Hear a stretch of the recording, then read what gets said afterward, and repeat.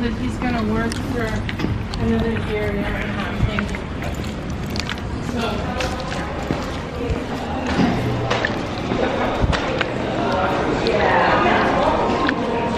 Where's the Liberty? What's it called?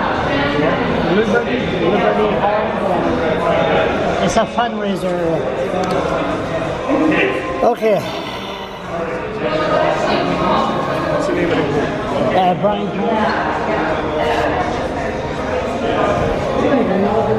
Oh, here it is. Liberty fundraiser. Yes, that's great. That's it. Oh, this is going to be on the second floor? Second floor?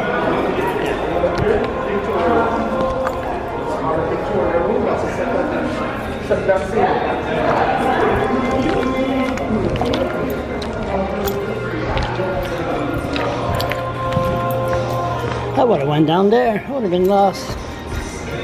Okay, I don't know what to expect here, but got two guys are going to walk from Edmiston to Fredericton.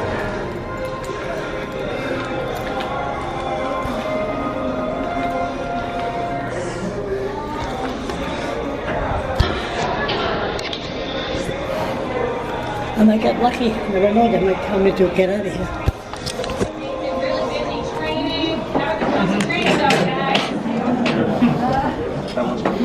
We lead the group in a round of stretches or something, just to see it get limbered up? No, we're good? All right. So they've been stretching, they've been taking some really fun videos. If you haven't seen them posted out there and you want a good laugh, feel free to go and check that out. But certainly we're very excited that they've partnered up with Liberty Lane to help us in our final legs of our Kenny House Capital Campaign Committee. So over the next few minutes, we'd like you to enjoy a glass of wine, some food, as I said, and we're going to talk about this important fundraiser and what Liberty Lane is all about. So I'm going to get you started with that. We're starting with two, and we're hoping to end with an army, as it says here. So many of you may not be aware of what Liberty Lane is. Liberty Lane is a residence that provides second stage housing for women and children that leave domestic violence. And obviously, when you're in that situation, having a safe haven to escape to is a critical component. And financially, that can be a huge burden. So we're not an emergency shelter. We provide a place for them to live for a 12-month period or longer, depending on the circumstances. And they get to live in their own independent units. They have their own apartments so that they can start to get their life back on track independently. From a financial perspective, from an emotional perspective, there are a lot of things that they need to deal with coming out of that type of traumatic situation. So Liberty Lane not only provides the housing, affordable housing, but we also have several programs to help those women and their children get back on their feet. In addition to that, we have an outreach program as well, where our outreach workers will go out into the communities and help women with safety planning that haven't been able to leave that situation yet. So who do they support? Well, obviously women and children. We talked about that. And why have we embarked on this capital campaign? We now, with this new residence that we've built, we're able to accommodate more women and their children. We've expanded the number of units that we have, and we've also expanded the size of the units. Previously, we only had 1 and 2 bedroom units, and several of our families were coming with 2, 3, 4 children. So now we have 3 bedroom units as well to accommodate larger family sizes. So not only can we take in more families, but larger family sizes, and we are now also fully accessible with a fully accessible unit. So all of those things were very important for Liberty Lane to be able to expand its services. And also we moved our location. Previously we were outside the city. It was very difficult for these women and their children to access the services and things that they needed just in terms of day-to-day living. Many of them don't have a vehicle. We now are in a location that allows them to jump on the local transit system and get to any of those services that we need. It also allows us as an organization to partner with other community organizations to maximize the services that we're bringing. So our capital campaign started several months ago now. We have a goal of raising $900,000 for this new residence and project that we've embarked on. We are in the facility now. It's a beautiful new facility, and the women and the children are ecstatic in terms of the services that we're providing to them now. So we've named the house Kenny House in honor of Joan and Bob Kenny, who have been huge supporters of us, and Joan Kenny is our patron sponsor of our capital campaign. So today, as I said, we're super excited that Stephen and Brian have came on board, and they're going to help push us kind of to the final stages of our campaign. So with that, I'm going to turn it over to Stephen to talk about this crazy walk that they're going to embark on. Thank you.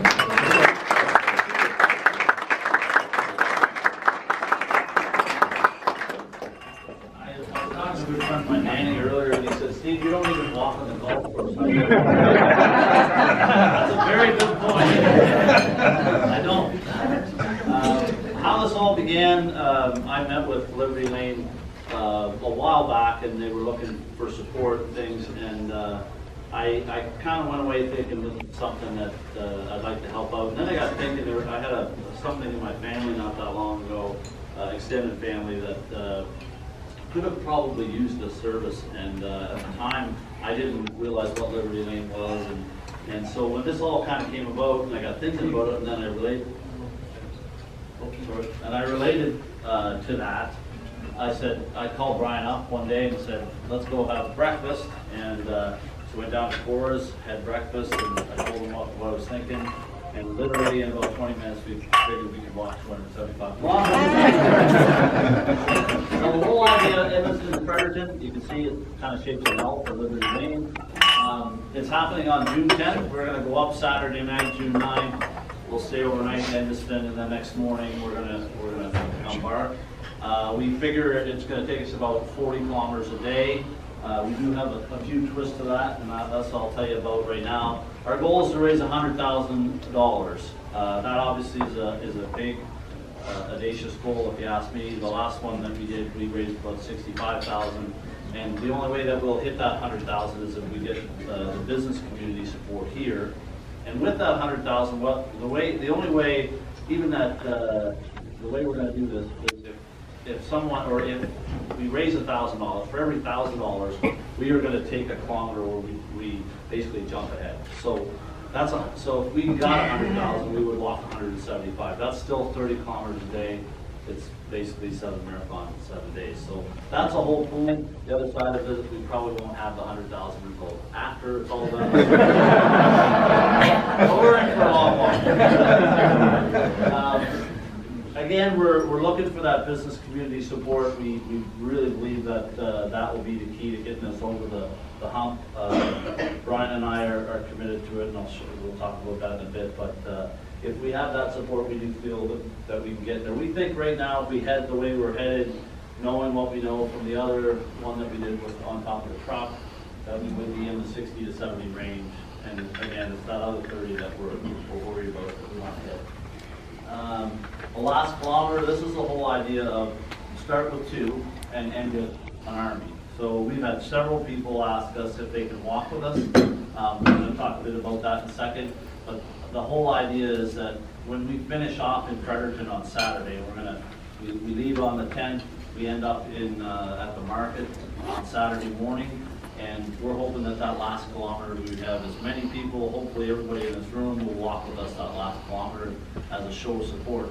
And it's really, at the end of the day, it's not about it's not about just 100,000 as much as it is about people understanding what it is that Liberty Lane is and creating that awareness. How many people in the room knew what Liberty Lane was before we started this? Well, that's pretty good. Because I think there's a lot of need for that, and a lot of people just trying to get that awareness of.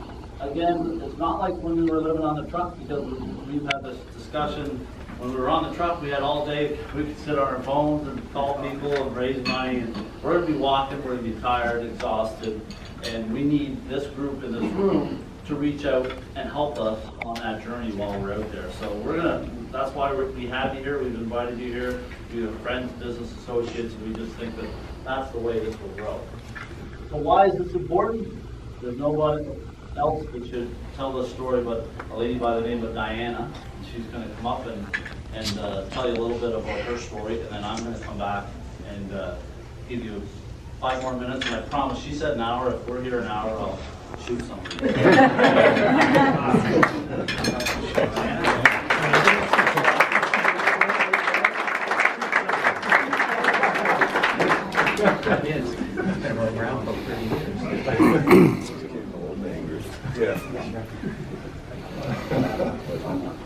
I've done this before, but every time I do it, I get nervous, so I apologize. So I am here to tell you a little bit about Liberty Lane. I'm going to go back a little ways and tell you it was really rough raising a child, a baby, and trying to maintain peace in a home that was abusive, where being for the norm and happiness wasn't. There was one time I called a toll-free number to ask for help, because back then there wasn't a ability to make a long-distance call to a number that is showing up on your phone bill. And that was not a good thing back in those days for that to happen. So I called the toll-free number, which was Chimo here in Fredericton, and they told me about this place called Transition House. I'm going back a little ways. So I did some talking with them, and then there was this one particular day that I was working. I had a little boy, he was not quite 3 years old, and I was out working till noon. When I came home at lunchtime, my husband at the time had come home, and he'd been out drinking, and something as simple as wanting me to make him soup for lunch. And I made the mistake and said, "You can open the can yourself." And he started hitting me. And my little boy was home at the time, and he came running from his room, begging his father to stop. And on October 24th, 1993, 5 words changed my life. I said, "Please stop." And he said, "Good, it will teach him." And I thought, there's no way in God's green earth I'm going to raise a boy to become a man like that. I wasn't going to do it. So I called the police. The police brought me to Fredericton, and I spent a very scary first night in Transition House. My son was young, like I said, confused. He had no idea what was going on and why we were where we were, and I was stressed because I thought, oh my God, what have I just done? I spent 22 days in Transition House, and while I was in Transition House, there was all this hype about this new place that was opening, a place for women to go to, and there was one apartment left. And I so badly wanted that apartment. I didn't even know what it was, I just knew I needed a place to go with my son. So I interviewed this woman, my son and I interviewed, and she said to me, "Diana, if you want it, it's yours." And that's when I learned about Liberty Lane. This is a little apartment, 2-bedroom apartment. I was fortunate, outside the city limits, that allowed a place for my son and I to go to be safe. That was a huge, huge turning point in my life, and I could never express in words just how much of a difference that one building, that one safe haven has made in our lives. When we got to Liberty Lane, my son, as I said, wasn't quite 3 years old, and the staff there understood totally what the purpose of it was and what it was like for us coming in there. His birthday was coming, and the staff there went out and bought him cake, they bought candles, they bought napkins, and to people that have an everyday home, you take that stuff for granted, but as a mom, trying to do the happy stuff for your child, that was something that wasn't taken for granted. And I appreciate those Barney napkins like you wouldn't believe. I still have one. So Liberty Lane allowed us a safe place to heal, a place for me to protect my son, to obtain counseling for both of us, because there is counseling at Liberty Lane, and that is so important. It allowed me to work at looking for a job and not having to worry about him, because at that time there was a little daycare there that the staff would look after my son when I went out interviewing for jobs. It gave him a chance to play with children, to interact with children that knew what it was like to be, to them, torn out of something that they knew. Otherwise, they had no idea. So they went from a world of turbulence, of violence, of constant walking on eggshells, to being able to breathe. That's what Liberty Lane gave both of us. I stayed at Liberty Lane for less than a year before finding a job in the city.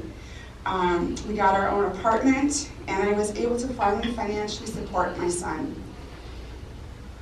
When I first moved here, I only made $814. Living at Liberty Lane, it allowed me reduced rent so that I could actually get on my feet on my own and save some money. And I jumped all around my notes because but I want you to know the importance. There's such importance of this building. It is so important to so many women and their children. My son, who is my world, he is now going to be 28 years old this year. He has grown into the most beautiful, kind-hearted, loving young man you'll ever meet. And he is so generous in giving back to his community, because the community showed him the importance of what it's like to live in a community that gives back. There will never be anyone more prouder of him than I. He's done such a good job in his world. So I'm here to ask you, each of you, to not only yourselves, but ask your friends and your family to help support this campaign, to help support the Long, Long Walk. And I know a long walk. Last year I did 2 marathons, so it's a long walk. So by donating big or small, you're giving such a gift. You give a gift larger than you can imagine. You give someone the ability to build confidence in themselves. You give someone the opportunity to hold their heads high and not feel ashamed.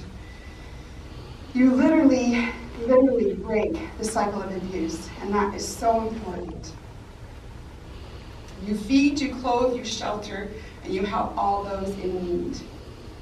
My son calls me his hero. I believe that those who financially support your community and will financially support Liberty Lane are my heroes. And from my heart and my son's heart, I thank you.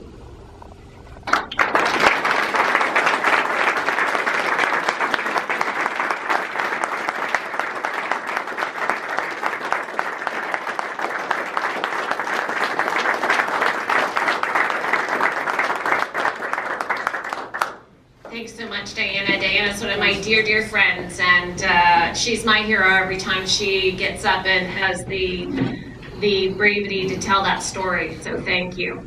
So I think Stephen and Brian are going to tell us a little bit more about how you can get involved. Sure. And then again, I won't take too much time because that pretty much says it all in that statement. So first and foremost, from a donation perspective, if you'd like to donate, you can go on the website, libertylane.ca. There's a link on there for the Long Walk. We have buckets that are in this room. Anybody, friends, people that you know in the business community, if you want a bucket, we have several out back. We will run out, but if you need more, we'll make sure that they're available over the next day or so. But our whole idea with that is to put the buckets at different businesses and have their local traffic help us raise that $100,000. Brian and I have put our money where our mouth is. I have 2 checks here for $5,000 each from myself and a company that I work with. Brian has the same as well. So we'll start it off with $20,000.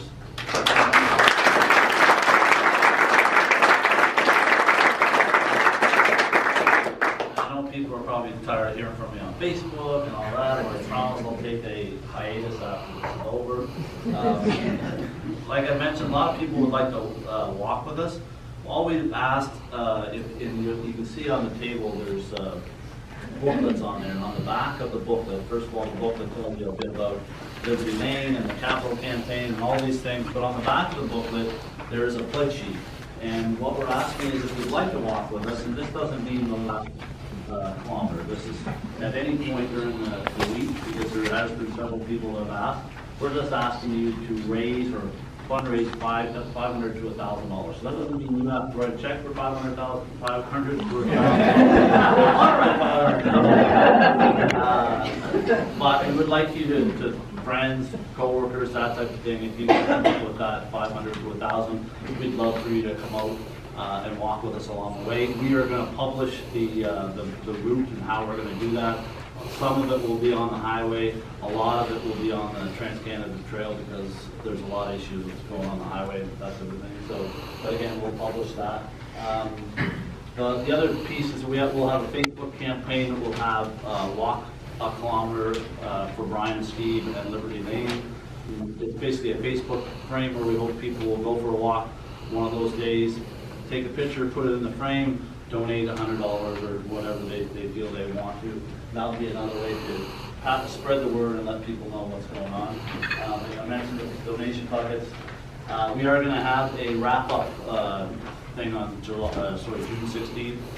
We don't have the location yet because we're still trying to figure that out, but there'll be an auction at the event. It'll probably be at a local brew club, and we invite anybody that would like to come. It's really just going to be a celebration of kind of what we did and talk about what was involved in it, some of the downs, some of the ups, and we're like I said, we'll have an auction there. That is another option too. If businesses at the end of the day wanted to donate a prize for that, we certainly will put it in. We're trying to keep the prizes to a reasonable size and reasonable number, but that is another way. Again, spread the word on Facebook, Instagram, Twitter. They're all on there as #LongLongWalk. And then finally, I'm going to ask Mr. Jones to come up.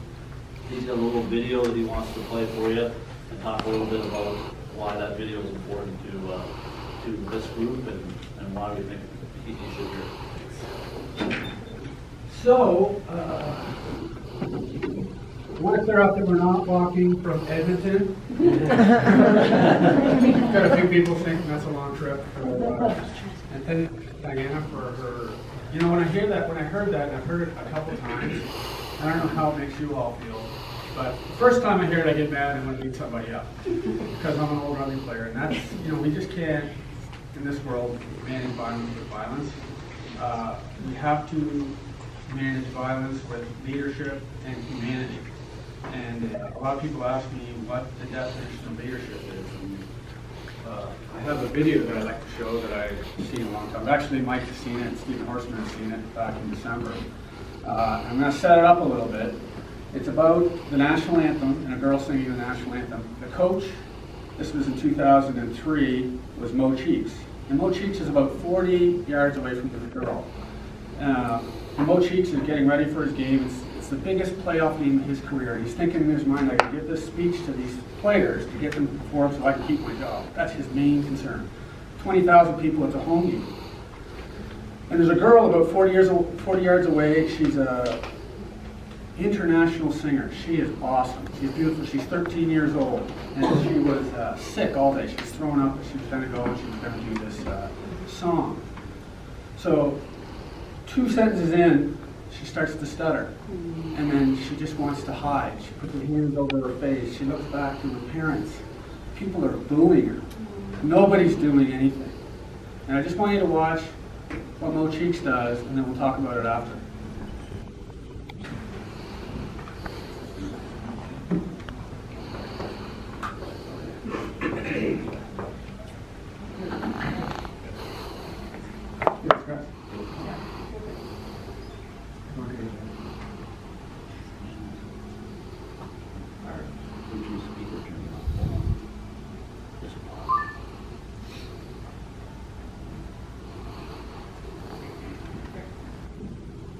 Oh, say, can you see by the dawn's early light what so proudly we hailed at the starlight?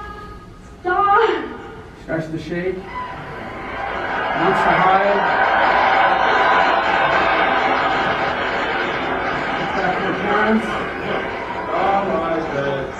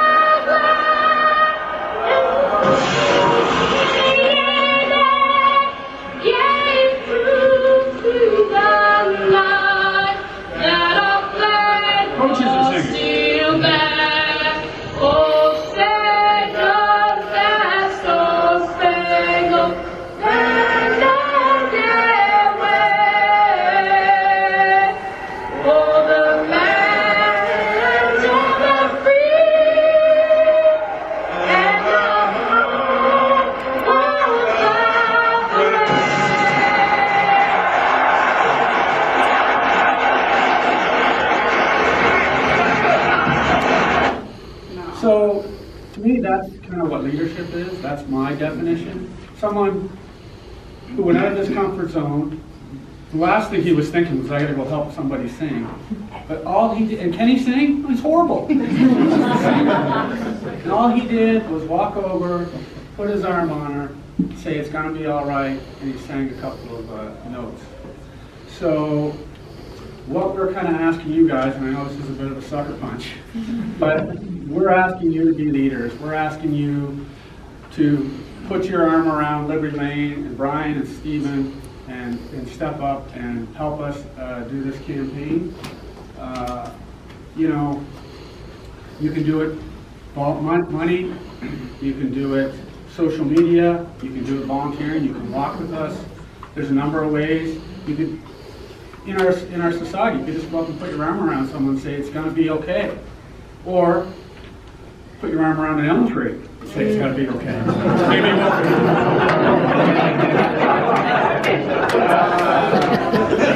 So, I mean, we're living in some dark times. I actually made just a couple comments, and a lot of people here, I don't want to be too heavy, but suicides are at all-time highs in this province.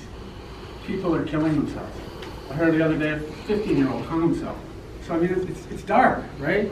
Family violence at all-time highs. Drug use is at all-time highs. Mental illness, depression. So, how are we going to fix it? How are we going to fix it? You know, you can point at Stephen Horseman and the Gland government or Mike. It's not a political problem. It's our problem. And look at the people beside you. That's the solution. And the solution for Stephen and I, like, this is more than Liberty Lane. It's more about our society and us working together and bringing everybody up and lighting up the darkness. So we hope you can support us. Thank you.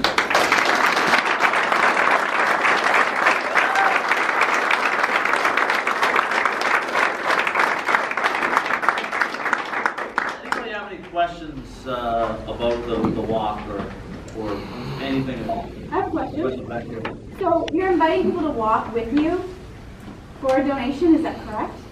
We would like them to fundraise from $500 to $1,000. So if they raise $500, they're invited to walk absolutely part of the walk with they you? Can, they want to walk How do all the way. they find you? How do they find you, like along the So way? we're going to publicize the map as to kind of where we're going. And the other thing is that we'll use social media to tell people like the next day ahead, here's where we'll be at what time. Obviously there'll have to be meeting periods. We won't be able to say just meet us at 12:30 or whatever. Like it'll have to be a planned stop and stuff. And we're going to try to meet with schools and things like that and try to raise awareness. So those will be areas where we can kind of meet up with people if they want to. We assume that there won't be as many people who want to drive to Edmonton, but as we get closer to Fredericton, obviously people will want. Yeah, are you going to have a limit to how many people could be walking with you? Or? As long as it doesn't get uncontrollable, like that's our fear is safety, Yeah. especially on the highway. Right. When we're walking on the trail, it's not really a big issue, but they can help swat the bugs away. But as far as the actual highway, that's when we'll try to. And again, when we publicize it, we'll try to let people know that this is when we're going to be on the highway. And to be quite frank, I'm really not crazy about walking on the highway. Just people texting and driving. Not that I do that, but. Any other questions? I have another one. Sure. Okay, so I That's my apologize wife. for my ignorance about Liberty Lane and the province, but does Edmonton have something equal to Liberty Lane? Yes. And would you ever get, I assumed you were. Yes. Yeah. So would you ever get people like out of Fredericton, or if yes, how far out of Fredericton? Yes. And So, I guess I can probably take that. So yes, Edmundston does have a facility. There are people that when they leave a domestic violence situation, though, they don't necessarily want to stay in their own community. Right. They're looking to escape. So we do get people from across the entire province that want to come to Fredericton as a place to escape to. We have people locally, obviously, that do use Liberty Lane because they're more comfortable staying within their comfortable surroundings. So it really depends on the individual. So, you know, we house women and their children from around the province, but there are some other similar like organizations in other areas of the province that do the similar type work that we do. So does the fundraising reach those communities as well, or are you reaching out? This fundraising campaign is in support of the Liberty Lane Kenny House Capital Campaign, so it's staying here in Fredericton. Okay. And we can get that door prize, I'll draw for that. Anybody else want to get their card in just before? Yeah, anybody got a card they want to throw in? And remember too, if you want to take a bucket back to your business, we do have a few in the back. John McKee has a list there, he'd just like to check you. He's at the very back on the left. He just wants to check it off just to know where they're going, obviously, because we got to pick them up. We've had tremendous support on that side, and again, we're hoping that if we get enough buckets out, we can raise a considerable amount, just from local business, even if it's $2 here or $2 there, it will all make a huge difference in the long run. Absolutely. Good. Good luck. So the winner.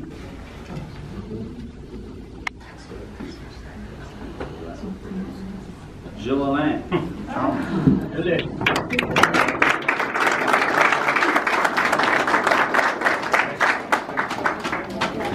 So as Steve and Brian said, these packets are on your tables. We have more at the back if they're all gone, so feel free to take these with you. It does have a nice little pledge form on the back if you are so inclined to get pledges, but also the other sponsorship opportunities are all laid out here in the booklet and how to contact us at Liberty Lane. So again, thank you so much for taking time out of your busy schedules. I know we're all very busy to come out here and support this luncheon and support these fine gentlemen on this long walk that they're going to embark on. We're very excited about this fundraising initiative, and I can't thank them enough. Let's give them a big round of applause.